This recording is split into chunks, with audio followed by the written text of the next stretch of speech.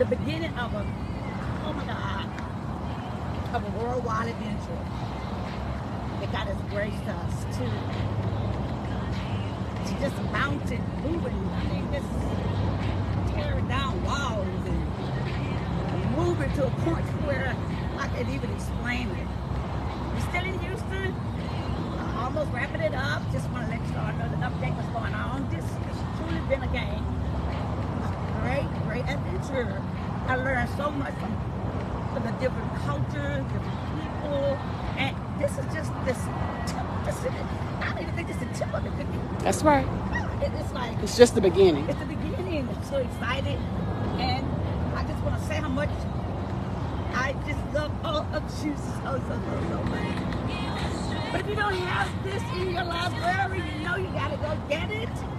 Don't make this so hypocritical.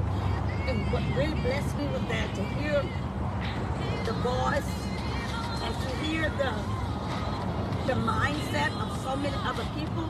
Yes, I was hurt because I was feeling the hurt of the people. And for them, I mean, like literally, Christianity,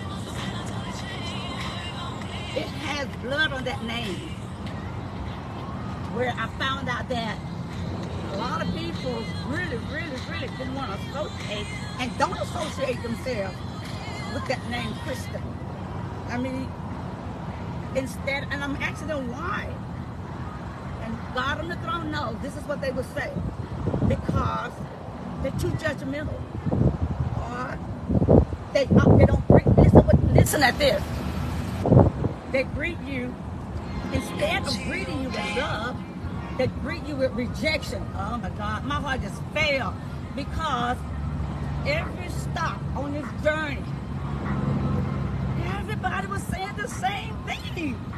Like, oh my God, I could hear a cry. And I went back to the hotel room. I was crying. I said, Lord, Christianity has blood stain on its name that nobody don't want to associate. They don't want to be associated with that name Christianity in everybody's life because they're too judgmental. They too all they do is reject other people. They don't accept, and they find fault. They do this, they do that. I mean, it's like put people back up on the old law, rules and regulation instead of living under the law of grace and allowing God to do His part, and you stop trying to be the jury, the judge, and all that foolishness. The power of God's love, that's the most powerful force in the universe. And you're going to find out in this book. Yes, it's the answers in this book.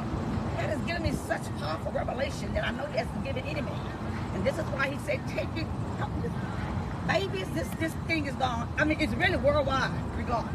You all know that TVN published this book through their publishing company, Trilogy. So you know you want to get your hands on this book because you know you want to experience liberty and freedom, just like I'm experiencing liberty and freedom, and I don't have to duck and dive. Just be real. That's the many times I don't even tell people that I'm a pastor. Why? Because of the fact, as soon as you say the word pastor, this is what they do. And they, like, why? Don't do that. That's hypocritical. Be you. And be the real you. And that's why, I was so hurt and crying because all across the board, you think that just in one area, of the city or scale of the universe. But this thing is like worldwide. How is it that all these people can be saying the same thing? We're about Christians not showing love. That's the only way we're going to be identified that we are God's children. No, God don't accept foolishness. Come on now, don't be all foolish, okay? God don't accept foolishness like anybody sin and all this stuff. No, God told you to love, and you let Him do all the judging. By grace, you allow the Spirit of the living God to convict the hearts of whomever it may be. Like He convicts my heart, He convicts your heart. What about heart when you belong to God? And guess what? You're not growing overnight. It's a process. You have to learn to just humble your heart and take time and don't be so quick, to trust the book by come on, everybody. But Taylor, this one, let you go. In this book, you're going to find out that the big fall of when dealing with Christians is that they always try to be so spiritual in a natural world. You already off course. You already off course, and you're already unbalanced because now you're trying to live all spiritual, and you're not just spirit. Spirit, soul, body. But God's going to prove to you in this book. And this book is going to really, when I say balance you and give you liberty and give you freedom, it's going to blow your little heart, your little mind. And I'm like, Lord, he said, no. He said they need to know that the soul was created for one thing, the spirit was created for another thing, and the body was created for its purpose too.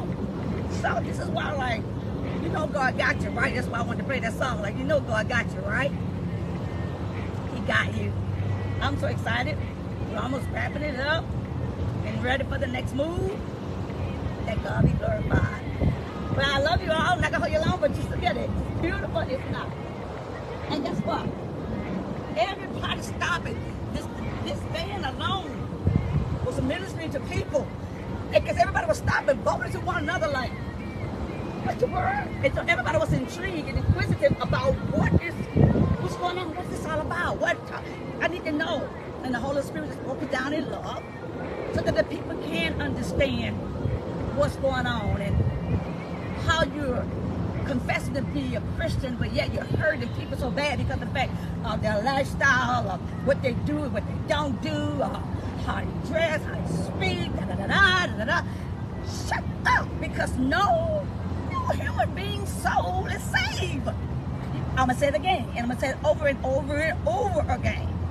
We have a perfect God living in our spirit. That's what makes us a new creature. But the imperfection comes through the soul. That's where the Lord gives you that revelation that perfect God living, what you call imperfect people.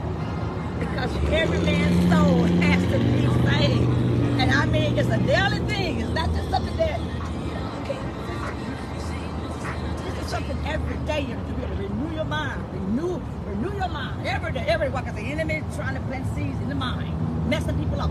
You know what hurt me so bad to hear people walk away from their faith? People that was literally in church. And, oh my God, you have to go on my page, Register Ministries, and look at all the videos. Hear what the people saying, hear what the people were saying. But I'm so excited.